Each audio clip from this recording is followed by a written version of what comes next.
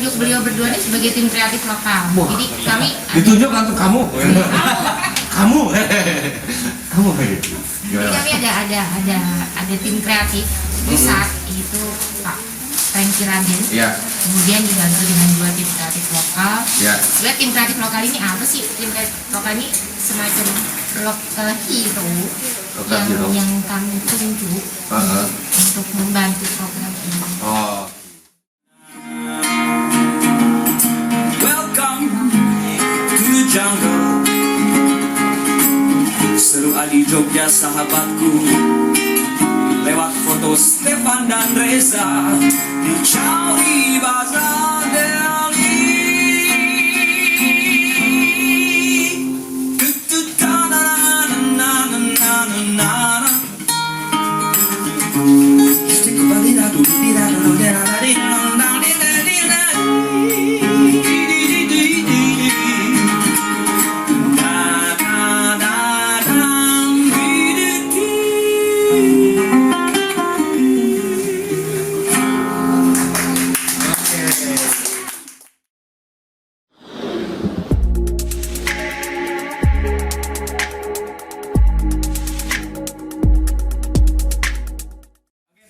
Ini dia teman bincang saya ini dari teman-teman dari Kemenparekraf, betul ya? Oke, Kemenparekraf. Jadi kalau misalkan kebetulan kita juga ada teman-teman dari Universitas Hamzawadi Lombok Timur. Alhamdulillah diberikan kesempatan sekarang bertemu sama teman-teman di sini dari Kementerian Pariwisata dan Ekonomi Kreatif. Betul. Gitu. Terima kasih juga ada teman-teman di belakang, ada Mas Abe, ada Kang Yuga, Kang Owan, Mas Kiki. Terima kasih sudah datang ke halaman belakang yang biasanya hari Jumat kita spesial, hari ini hari Rabu. Wow. Karena mengapresiasi dan kayaknya penting juga nih karena tahun kemarin juga saya sempat dapat informasi bahwa ada aksi larasi dan sekarang juga ada aksi larasi. Boleh dong bercerita sedikit, baik itu Mbak Prima atau dari teman-teman Kemenparekraf, apa itu aksi larasi? Oke, mungkin langsung dari Mbak Prima dulu. Ya, enggak. Baik, terima kasih. Mungkin aneh ya namanya akselerasi. Akselerasi itu sebenarnya akronim dari aksi selaras sinergi. Jadi akselerasi itu adalah program pendampingan masyarakat untuk pembentukan produk kreatif yang ujungnya itu adalah menempati tempat-tempat kreatif yang ada di destinasi super prioritas. Jadi kami dari Kemenparekraf ada 5 wilayah destinasi super prioritas. Ada Mandalika, ada Labuan Bajo, ada Likupang, kemudian ada Danau Toba, satu lagi ada Borobudur. Jadi sebenarnya aksi larasi ini program 5 tahun, program jangka panjang. Jadi kami sekarang di subsektor musik itu sudah di tahun kedua. Jadi tahun pertama itu adalah tahun produksi, kemudian tahun kedua itu tahun pengembangan produk. Jadi kami sekarang sampai di satu tahap yang penyempurnaan dan replikasi produk yang dihasilkan di tahun pertama kemarin 2021. Nanti tahun depan, tahun ketiga itu tahun tata kelola. Tata kelola itu jadi lebih ke apa ya, placement produk itu sendiri. Kemudian tahun keempat nanti ada pengembangan dari si tahun ketiga, pengembangan dari tata kelola produk itu. Kemudian yang di tahun kelima kita menjaga si keberlangsungan produk ini yang nantinya akan memberikan feedback ke masyarakat di wilayah destinasi super prioritas itu sendiri. Oke sih Mas. Ada mau ditambahin Mas Rangga? Boleh, silakan mau ditambahin, misalkan Mas Rangga, misalkan tambahin saus, tambahin nasi. Sambal kecap, enak kan ya, gitu kan? Ya, jadi seperti yang dijelaskan tadi sama Mbak Prima ya. Jadi Indonesia itu khusus dari kepemimpinan Presiden Jokowi itu ada kebijakan strategis untuk pengembangan 5 destinasi wisata super prioritas. ada prioritas dan ada super prioritas. Nah, kita di akselerasi ini fokus di 5 destinasi super prioritas yang disebutkan tadi ya. Gitu. Jadi pengembangan wisata itu keinginannya nggak cuma wisatanya aja, tapi people di sini juga harus ikut berkembang. Nah, di sini kita akan menyentuh di ekonomi kreatifnya. Nah, dengan pendekatan community development, begitu. Jadi sesuai dengan subsektor yang ada di Direktorat Musik, Film dan Animasi. Jadi di direktorat yang melaksanakan akselerasi ini adalah dari Deputi Ekonomi Digital dan Produk Kreatif, kemudian Direktorat Musik, Film dan Animasi. Itu ada beberapa subsektor, antara lain ada musik, seni pertunjukan, ada seni rupa, ada film, terus ada fotografi, ada animasi, ada penerbitan, dan periklanan. Nah, itu semuanya akan dilakukan di beberapa destinasi itu. Nah, sebenarnya kita sudah mulai itu pada tahun 2020 itu di Labuan Bajo. Itu yang pertama. Kemudian beberapa survei juga sudah dilakukan di Toba dan di Borobudur. Nah, di Labuan Bajo itu tahun ini udah tahun ketiga. Jadi kita sudah punya produk, kemudian dikembangkan lagi, sudah ada. Nah, untuk Mandalika ini sudah tahun yang kedua, gitu. Jadi kita sudah pengembangan produk. Nantinya produk-produk itu akan dikembalikan ke masyarakat dan bisa dipakai dan bisa mengembangkan sosio-kreatif planner-nya di masyarakatnya. Nah, ya mulai jadi masyarakat bisa tahu proses dari gimana produksi sebuah kreativitas itu, kemudian hingga sampai monetisasinya. Nah, itulah makanya tidak bisa di program yang hanya sekali datang pergi, makanya program ini dirancang selama 5 tahun. Jadi jangkanya panjang sekali gitu. Siap. Mau Mbak Devi, Mbak Devi ya? Ece Devi. Kotak. Aku mau nambahin apa ya? Udah semuanya. Ini sebenarnya secara simpelnya adalah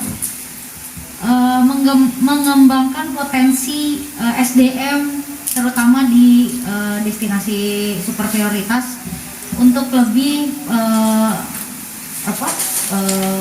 melihat lebih berkembang lah gitulah istilahnya mah gitu, lebih berkembang dan lebih memiliki value added sih sebenarnya. Kita kan pengen kayak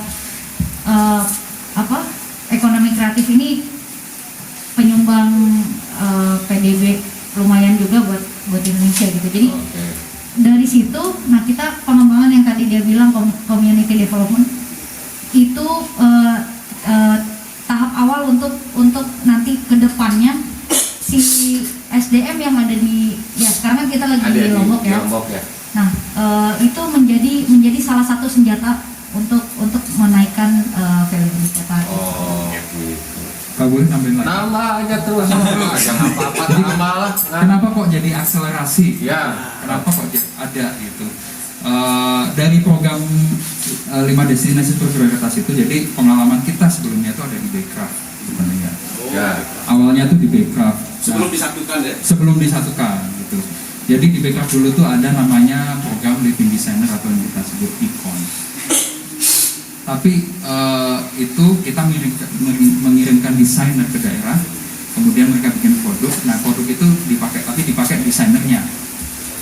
Nah ini bedanya, produk itu nanti semuanya diserahkan ke masyarakat daerah. Dan kebetulan direktur kami itu Bapak Muhammad Amin, orang dari daerah, kemudian orang musik juga, orang etnomusikolog, dan juga orang community development. Jadi beliau itu merasakan dari nol, di mana berkomunitas, kemudian bagaimana mengembangkan produk kreatif di masyarakat. Jadi dia merasakan sendiri bagaimana beratnya di masyarakat daerah itu mengembangkan kreativitas dan harus terjun ke pasar itu merasakan susahnya sendiri. Nah dari situlah Pak Amin itu sangat ingin sekali ingin sekali program ini tuh menyentuh dengan community development di daerah itu, dengan benar-benar di komunitas masyarakat kreatif dan produk itu untuk masyarakat itu sendiri. Gitu. Jadi sangat beruntung sekali sih dapat kesempatan. Gitu. Oh, Karena dia sangat memikirkan daerah gitu. ya lebih memikirkan daerah ya gitu. Nah sekarang dari tim kreatif lokalnya gimana nih dengan adanya aksi larasi dari Mas Poci dan nanti juga dari Chandra ya. Oke, ini saya bilang Mas Poci aja ya, gitu karena sama Chandra gitu ya. Sama-sama Chandra di sini ya. Gitu nanti saya bilang Chandra dua-duanya nih. Ya nanti juga gitu ya. Nah gimana dari tim kreatif lokalnya dan juga dari Mas Oleng sebagai pelaku dan peserta, pelaku seni dan sebagai peserta dari aksi larasi.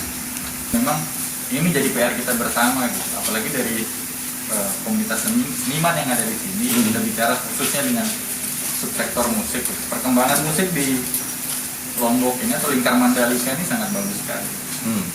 Nah, mungkin dengan program yang ada diberikan oleh Kementerian Pariwisata ini adalah ini menjadi bantu loncatan. Tapi sebelumnya mungkin banyak.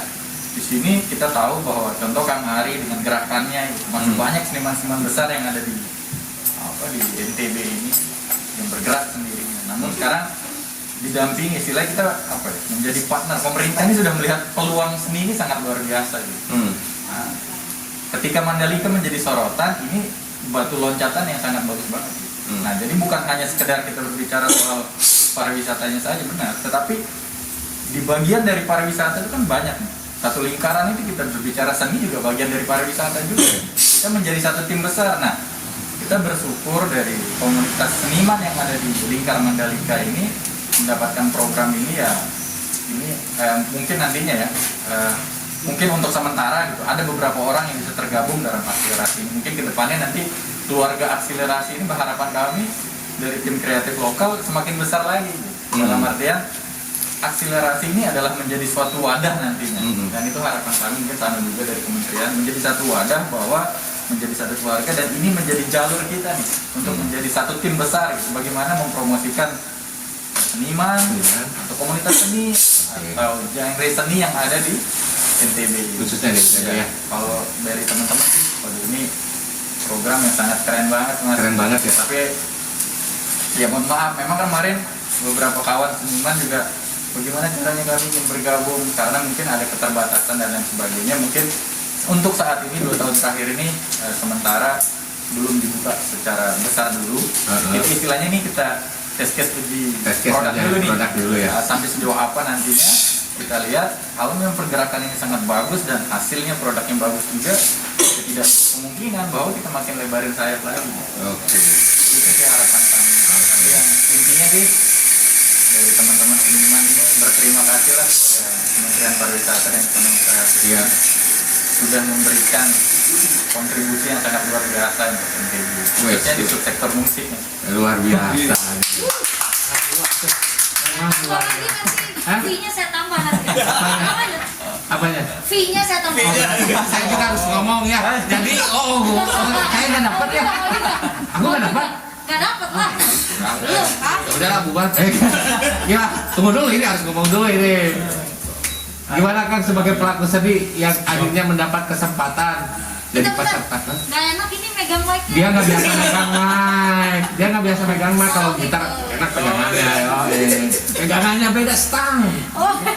Ya, jadi kalau saya pribadi mewakili teman-teman peserta yang merasa beruntung ya, apalagi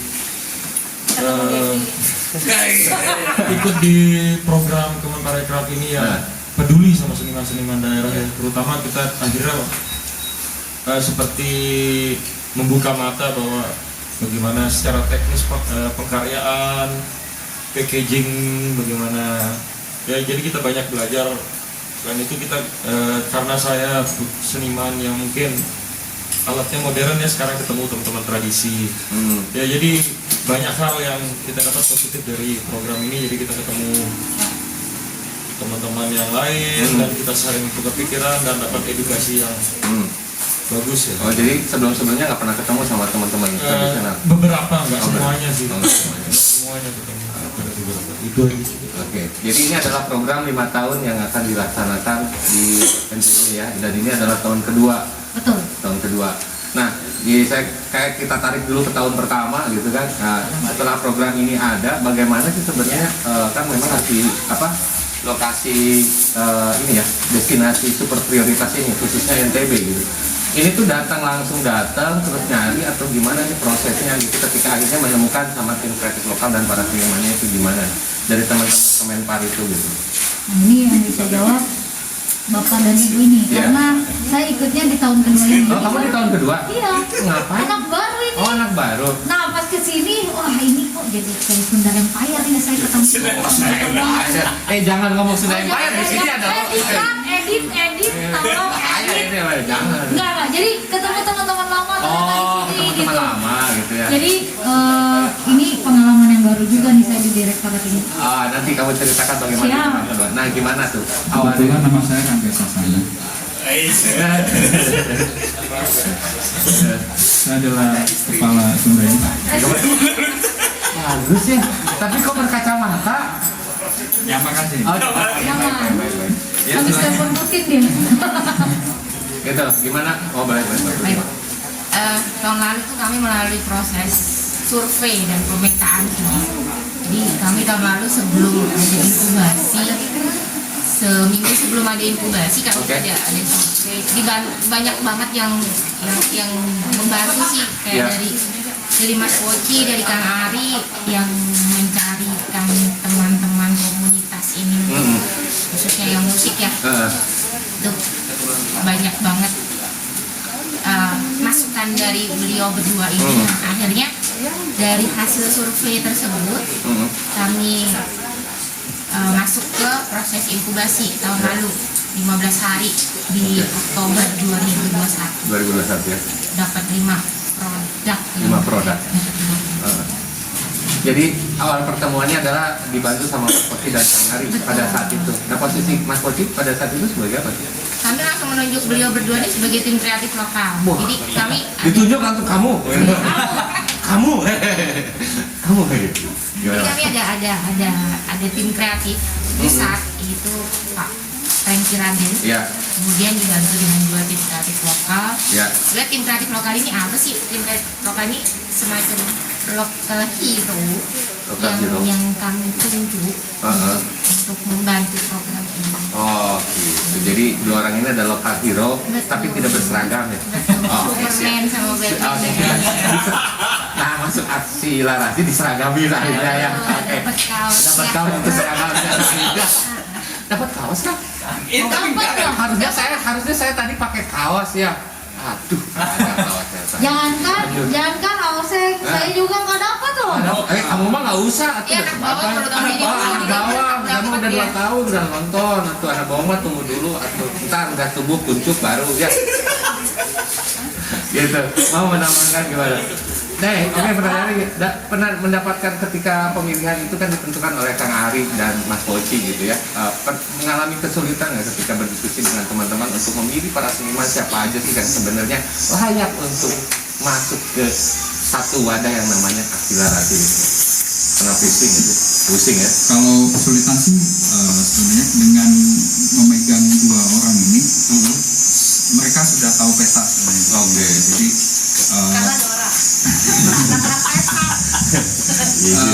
Kang Ari sama Kakek Poci ini jadi petunjuk arah kita sebenarnya.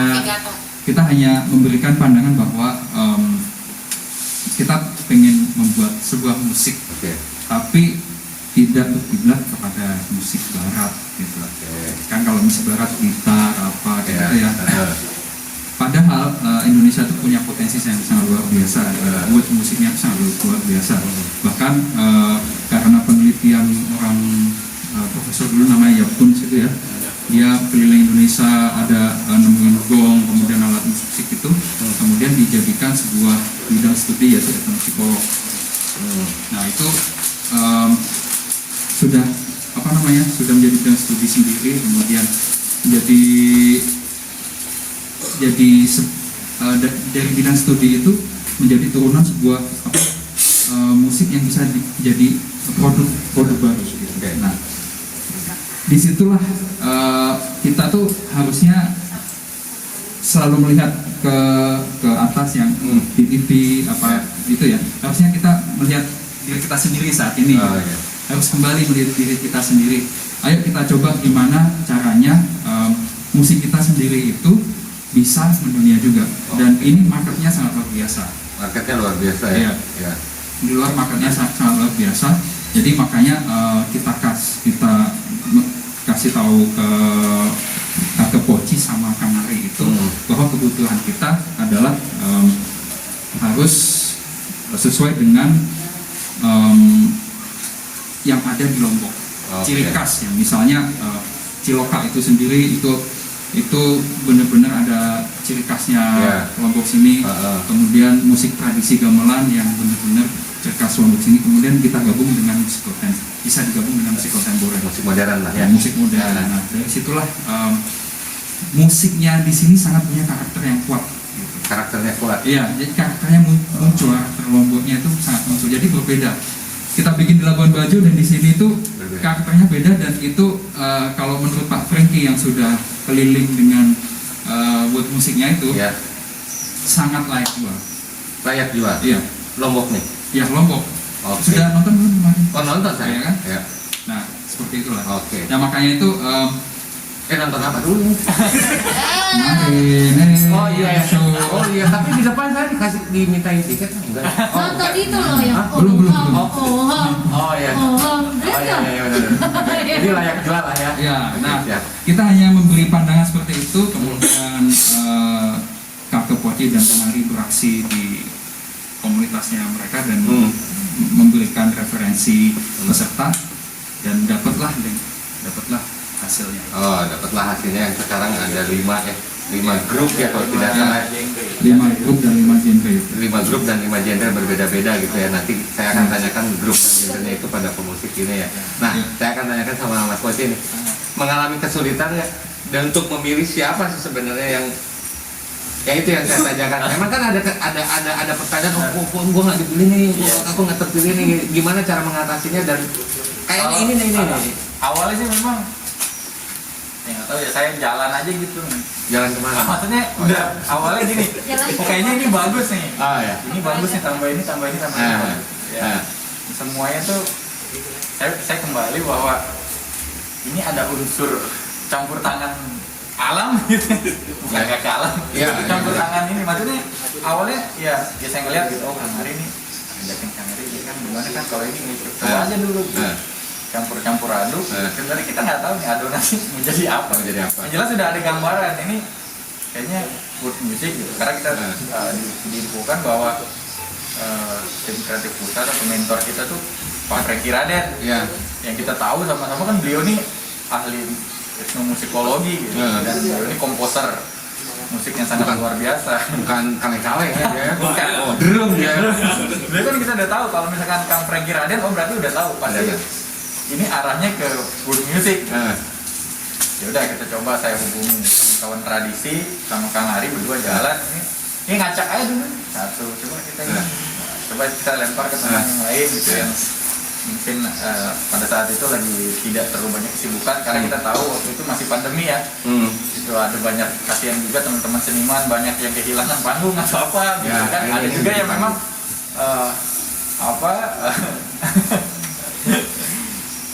ya udah kita comot aja coba satu-satu. Kita coba ambil ini dari yang unsur band gitu. Kayaknya ini butuh yang ganteng. Yang ganteng. Oh ya, oke siap. Nah, yang pertama ditunjuk bukan Oleng ternyata. Bukan. Tapi kan kamu nggak ikut di pertama. Kamu nggak ikut yang pertama. Kan belum ditanya kan ceritanya gimana saya bisa. Jadi sebenarnya waktu itu Poci nggak nunjuk Oleng. Enggak, Poci karena kan carinya ganteng. Oh ya. Carinya ganteng. Iya, karena bilang kalau Oleng kayaknya good looking juga. Oh gitu. Akhirnya punya keberanian Oleng untuk ikut. Karena ada basic modelnya juga.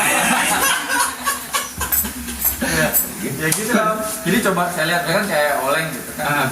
Ya kita ngeliat sehari-hari dia ngeband gitu. Tapi kita ngeliat dia aktif juga di media sosial kan. Dia aktif secara nggak langsung, dia ngajar juga gitu. track recordnya dia di dunia seniman, ya, siapa Ya. sih yang nggak tahu sih Chandra oleh ya. Pasti yang nggak tahu. Di film Ada Apa Dengan Cinta aja. Yang jadi tukang taksinya. Ini sudah taksi. Yang pas ke bandara. Nah, itu. Yang sopir taksi. Ada. Oleh ya. Ada. Kita coba terus teman-teman tradisi. Ya kita gabung, maksudnya semua bukan berdomisili di Mataram, Mbak. Ada Ya. yang dari Lombok Tengah, ada yang perwakilan dari Lombok Barat, ayo gitu. Ya. Awalnya. Terus dari ada lagi Lombok Timur, Lombok Timur ikut juga juga, ada. ada juga. Tapi ada nggak ya ketika sudah dibentuk itu akhirnya mereka gue nyerah deh gue keluar, ada nggak? Proses ya. Awalnya mereka bingung, Mas. Oh, bingung? Bingung juga karena ini kan mereka bukan grup ya. Tapi saya melihat bahwa dari personal mereka nih bisa nih survive lah ketika mau diajak gabung. Kalau Kang Ari, oh ini bisa dibuat sesat gitu kan? Ya. Kayaknya ini bisa dibuat sesat. Ya. Gimana masalah yang ketika di bawah sesat? Jadi kalau Kang Ari sih memang sering menyesatkan saya. Sudah menemukan belum? Sampai sekarang belum kayaknya. Belum ya? Masih di bawah sesat. Kadang, wah ini yang bener nih. Ternyata sesat lagi ya. Gitu. Ya udah akhirnya nomor 1 saya diskusi banyak sama Kang Ari kan kalau udah ayo ini akhirnya bentuklah yang 22 orang. 22 orang dengan 5 grup dan 5 genre ya. Dan seleksinya tuh unik tuh. Oh, gitu. Karena Pak Franky datang gitu. Tapi disitulah kehebatannya Pak Franky. Di situ saya melihat bahwa benar pola yang Pak Franky lihat itu, jadi per masing-masing personal itu disuruh liatin dulu. Coba kalian main dulu. Oh. Main satu-satu. Main satu-satu. Awalnya kan ini ya arah tujuannya seperti persis ini pola Kang Ari banget. Ini kan sesat bisa mau bawa kemana gitu kan. Iya. Ya mereka per masing-masing personal juga bingung ini arahnya kemana. Oke. Cobain aja dulu. Dilihat satu persatu. Oh ini oke. Nah udah kebentuk nih. Nah baru habis itu pemetaan. Ya udah ini ya gabung jadi satu tim. Ini gabung jadi satu tim. Ini akhirnya kebentuklah 5 produk tersebut. Itu yang menentukan Pak Franky. Dan ini Pak Franky secara tidak langsung, secara garis besar beliau yang menentukan ya. Tetapi dengan kekuatan karakteristik Setiap individu. Iya. Personal ya. Gitu. Akhirnya genre itu terbentuk terlebih lagi Ciloka. Enggak Ciloka. Beliau sangat menegaskan Ciloka. Di Ciloka ditegasin sama dia. Iya, ini Ciloka ini harus jadi yang sesuatu yang luar biasa karena beliau bilang bahwa ini juga merasa kebanggaan, saya sebagai putra daerah sangat bangga juga. Beliau bilang saya keliling dunia sih, saya sudah keliling dunia, tapi baru kali pertama ini saya melihat musik yang seperti ini. Seperti Ciloka. Seperti Ciloka. Oke. Kan yang buat Lombok ya. Itu udah diinin banget. Saya melihat di sini ada unsur Tionghoa ada, kata Timur Tengah ada, Portugisnya ada. Ini kayaknya musik campur aduk. Gimana ceritanya ya sejarah ini kok bisa masuk ke sini gitu dan ya. terbentuk. Nah, Pak Franky melihat ini kalau bicara soal nilai historisnya ini sangat luar biasa. Kalau misalnya kita membuat buku tentang Ciloka ini luar biasa. Menariknya. Ditambah lagi dengan kemasan musiknya yang ya sama-sama kita ketahui bahwa luar biasa dengan world musiknya ini dia bilang ini layak jual. Iya, jual positif. Oke, sampai sini Bari, buat teman-teman yang hadir di sini mungkin ada yang mau bertanya sama teman bincang di depan, silakan. Tapi sebelum yang mau bertanya di konsep dulu, seperti biasa saya ngiklan dulu ya boleh ya sebenarnya. Jadi sekarang ini kita selalu support di setiap kegiatan halaman belakang dari Buncit Men. Ini ada produk kopi di Jalan Panji Asmara nomor A1 gitu kan. Jadi teman-teman yang mau mencicipi produk Buncit Men dan oleh sebenarnya sayang tadi tapi teman-teman tadi sudah beli. Ini akan ada dikasih lagi dari teman-teman. Jadi sebenarnya jadi pembicara itu akan selalu dapat. Harus enak banget tadi. Iya, luar biasa. Harus komentarin ya gimana rasanya. Itu punya. Ini pas banget. Tapi ini ada sesuatu yang mungkin nanti boleh dicicipi oleh siapa saja. Ini ada air pala dan air berry. Alright. Jadi air pala dan air Tadi saya sudah nyobain duluan. adalah kopi. Boleh itu? Adalah kopi. Ini? Nah itu ya. Adalah kopi yang direndam di stroberi selama 1 hari 1 malam. dan jadi tidak ada manis buatan, dan air pala juga direndam di pala ya, Amedi ya, di pala juga dalam 1 hari dan 1 malam. Boleh nanti dicobain juga gitu kan ya. Dibuka aja dulu, Dibuka coba sama Livi Sob. di komentarin gimana rasanya gitu. Jangan apa-apa, udah divaksin kan ya? Udah booster saya mah. Udah di booster ya, Sob. Saya mah udah di Depan booster. belakang lagi. Depan belakang. Iya. Ya, sini. Kalau saya mah udah nggak mau, udah. Gitu. Ini iklan. Ya sebentar dulu. Nah, mana tadi Dani? Sebenarnya saya juga punya satu lagi nanti untuk diicip-icip ya. Oh, Karena siap. itu selalu support juga di halaman belakang itu ada martabak ireng ya. Nah, Oh Jadi iya. martabak ireng itu dari ini, dari apa? Dari charcoal. circle. Ya. Makanya hidung, Nah. makanya hitam. Nah, ini Berarti nih. saya tuh buatan charcoal Ya, iya. ya. Itu Makanan irengnya. sambil ngobrol sambil icip nggak Oh, apa-apa siap. lah ya, gitu kan ada dari Kalau bahasa sasaknya bideng. Jadi gitu kalau Bideng. misalkan mau yang teman-teman Ardi bideng. Saya itu Udah vaksin juga kan boleh buka ini kan? silakan silakan. Saya bahasa Sasaknya apa? Aku aja. Oh, aku. Kalau kamu? Aku bideng. Aku bideng. Oh iya benar. Bideng. Bideng. Bideng. Oh bideng. Ah. Hidung kalau flu bideng. Ya, sok atuh buru eta. Oh nyanyi apa? Kan kamu sebagai tester gitu kan. Nah, itu. Terima kasih Cicipmen yang sudah support kita di halaman Thank you. belakang, dan martabak ireng juga sudah support di halaman belakang kali ini gitu kan. Jadi terbuat dari charcoal yang memang benar-benar berbeda dari yang lain. Atur nuhun. Oh, sambil minum. Ada teman-teman yang akan bertanya sama teman bincang saya, 5 teman bincang saya, boleh? Ada nih, Silakan. silakan. Apa aja? Kami silakan Mas. Mas saya. Saya mau bertanya kepada Kemenrak, bentuk intervensi, Kemenparekraf. bentuk intervensi program terhadap seniman itu seperti apa? Oke. Dan di satu sisi kan banyaknya tradisional ini kan agak berkurang ya. Malah warga yang di desa-desa pelosok itu lebih senang musik kecimol ya sekarang. Artinya bagaimana untuk menggaungkan kembali itu, apakah ada program ke depan atau seperti apa? Oke. Gitu silakan boleh. Boleh, siapa aja. Iya mas, saya coba jawab. Sebenarnya kalau bicara karya yang dihasilkan dari akselerasi ini bisa dinikmati dari orang tua sampai anak muda, terutama yang milenial ya, karena kan sekarang agak sulit kita untuk Yes. penetrasi ke milenial, apalagi yang musik tradisi. Ya.